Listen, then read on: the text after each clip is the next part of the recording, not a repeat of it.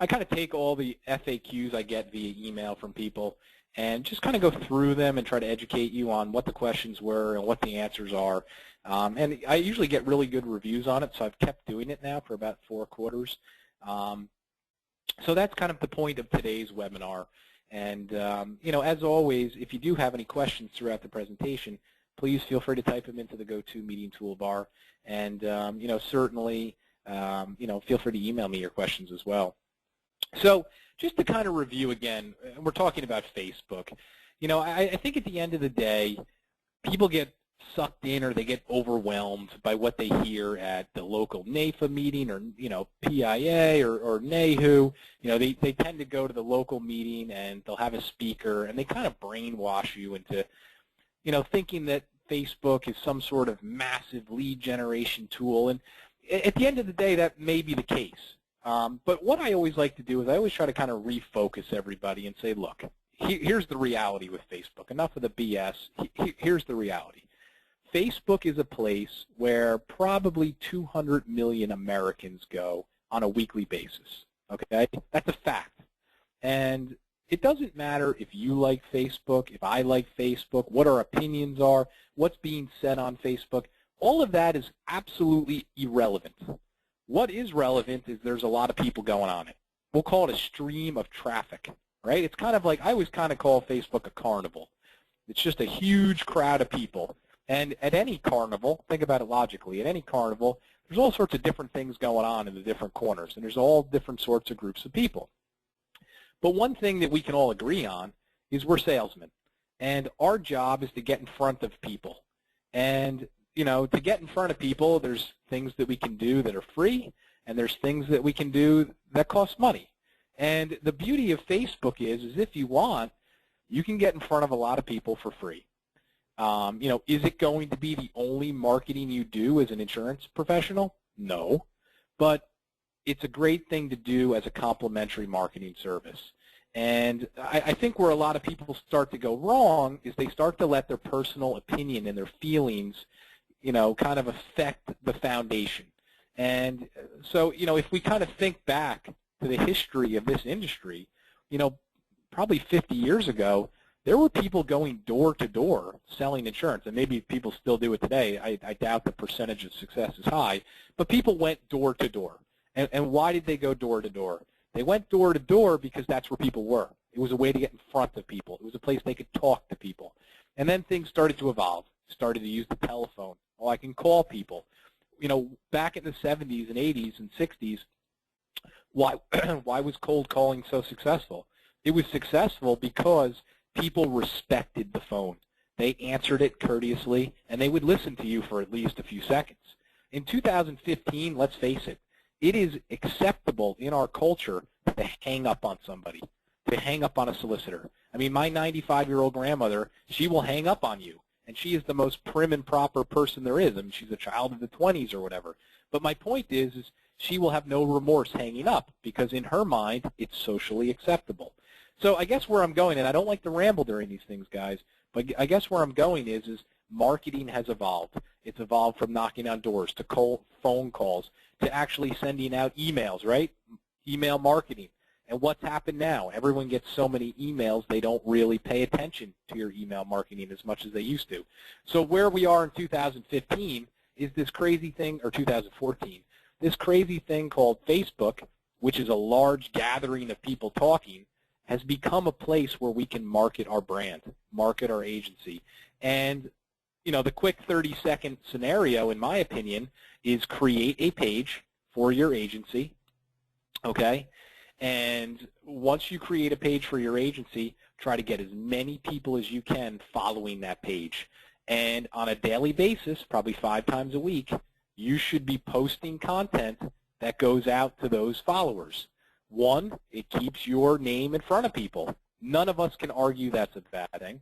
And 2, there's what's called the viral aspect of Facebook, where your posts can then actually filter down to that person's connections. So that kind of leaves us with a lot of Q&A. And I've gotten, like I said, questions all summer. And what I want to do is just address some of these questions, and hopefully it'll give you guys some good insight.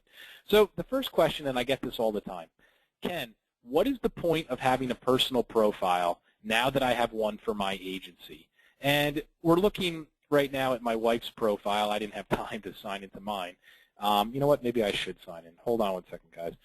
So again, the question is, you know, I have a personal page. Do I really need to have a page for, you know, I now have an agency page that I'm using. Do I really need to have one for myself? And let me kind of pull up an agency page here, guys. So the answer is absolutely yes. You want to have both pages.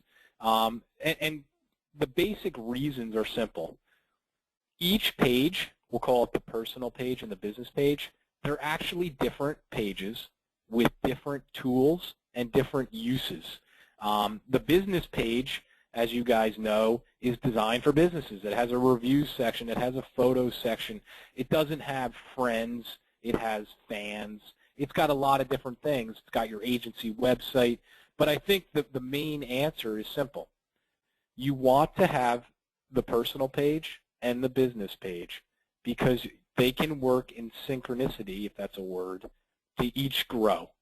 Long story short, you can use your personal page to connect with clients, friends, family, people that you know from your life, and then drive them to the business page to become a fan and to become part of your drip. For anyone who's new to Facebook, here's the real simple 101 on Facebook. It's like drip marketing. To get the people to be on your drip, you got to get them to come to your page and click this like button. Once they click the like button, they become part of your likes. You'll see this one agency has 22,000. So every time they're posting something, it's being sent out, obviously, to that drip. So hopefully that answers that question. Next question, another good one.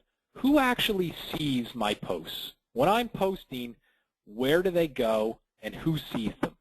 So the answer is really simple.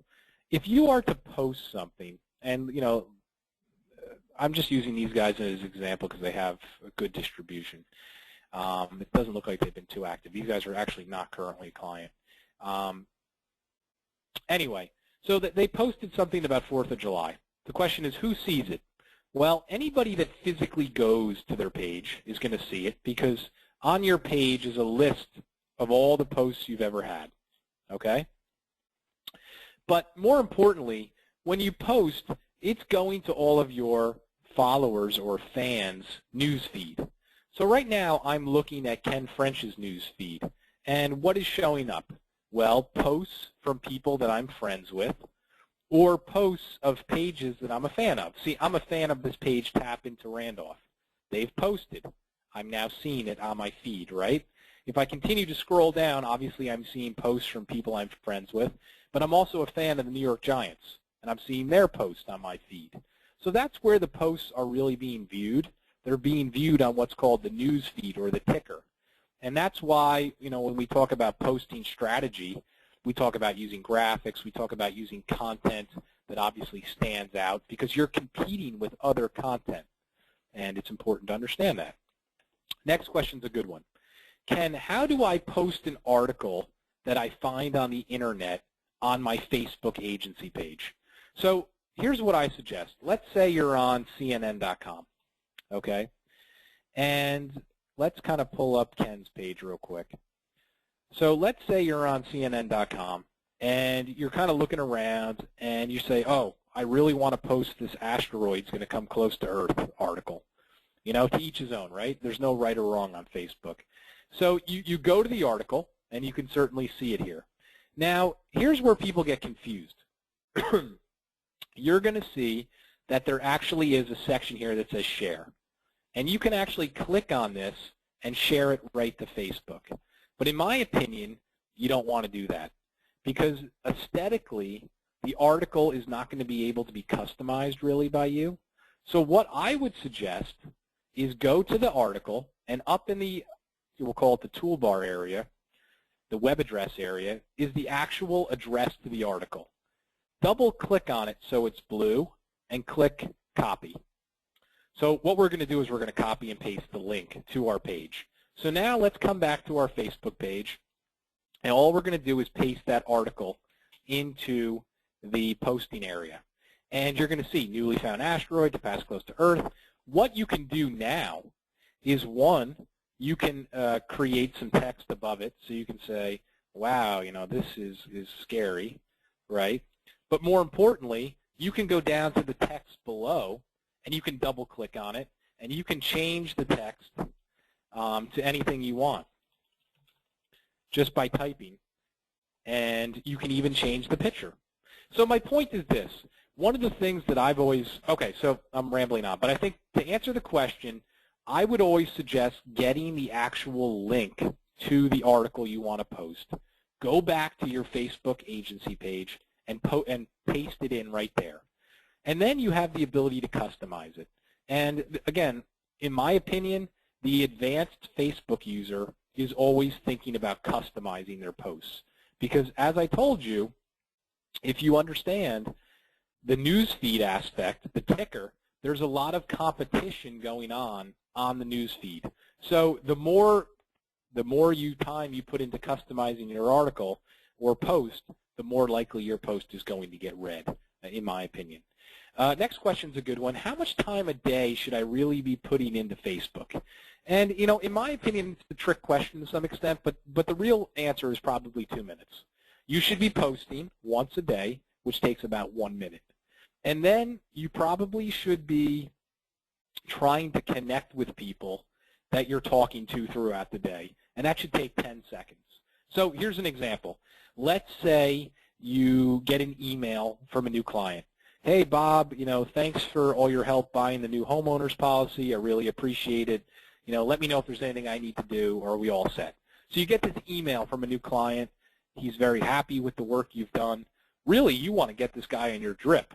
What you should do is take his email address, come into Facebook and type it into the top toolbar here, and I'm just typing my wife's email, and you'll see when I type her email address, boom, her profile comes right up.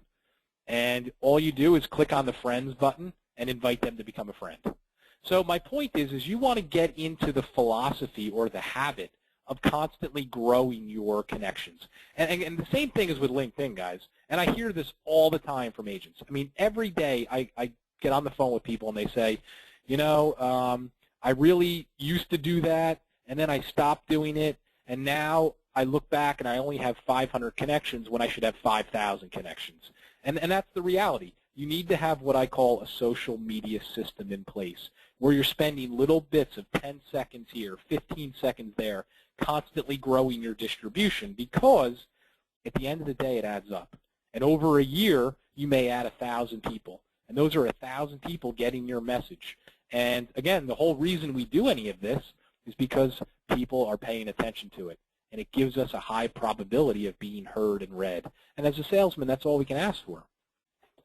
I've been getting this question a lot lately. Is there a reason to post on the weekend? And the answer is, of course. I mean, I think the best way to put it is the internet never sleeps. So you can post whenever you want.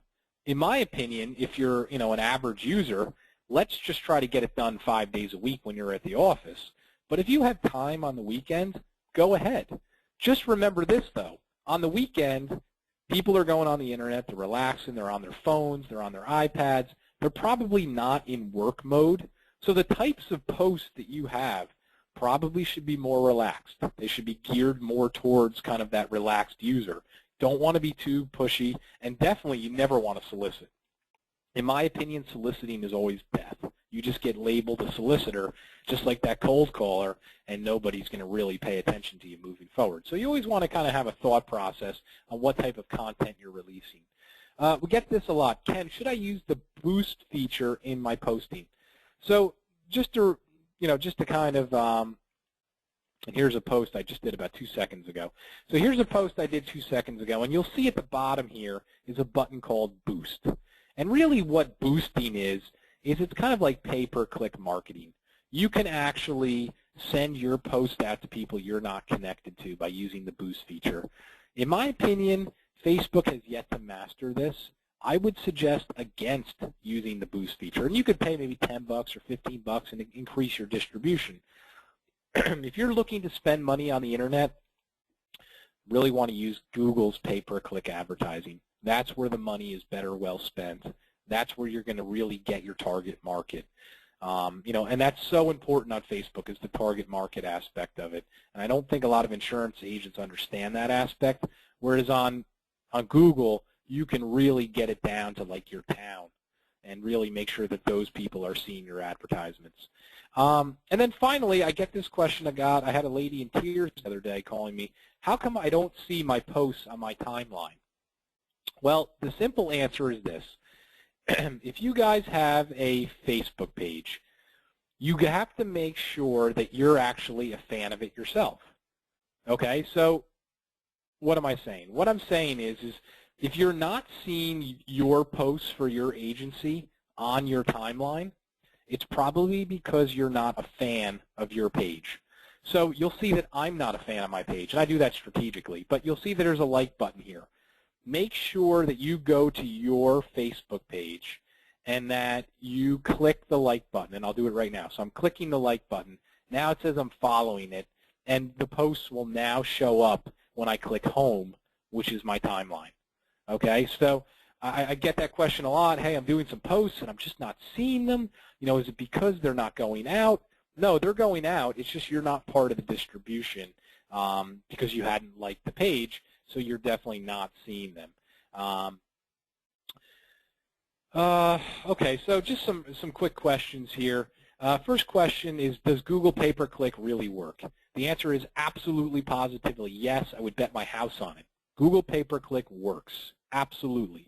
However, that being said, to be successful with it is not easy. It's like anything in life. You have to have, a little bit of failure. There's a little bit of trial and error. But I think the reality is this, guys. With any type of pay-per-click, it's a formula. And people say, well, what does that mean? Well, at the end of the day, you're trying to get a lead. You're trying to get the right type of person on the phone with you. So how do you get that right type of person? Well, one, the first part about it is what is the ad itself? What does the ad say? Does it attract the right type of person? What's the verbiage in the ad? Once somebody clicks on the ad, where do they go? They go to a landing page. That landing page needs to be designed specifically to convert the right type of people. So my point is this, and I don't mean to ramble on, but I think the answer to that question is Google pay-per-click advertising works. Why do you think Google is a zillion-dollar company? Two, it's not easy to be successful with it. And I've done some webinars on it in the past. There's a lot of factors in place to get the results you want. You just have to understand that, and obviously kind of do a lot of trial and error. You change up the ad, you change up the landing page until you get the right type of people. Then you'll be successful with it. Anyway, all right, guys, I've gone over in time a little bit. I'm going to put this on YouTube. Next week, we got a really good webinar on LinkedIn. They've made some pretty big changes. I'm going to review that. And then the following week, we'll be back on Facebook, talking about, I believe I think we're actually talking about boosting again, and we're going to get specific and go through how it works. All right, guys, appreciate your time.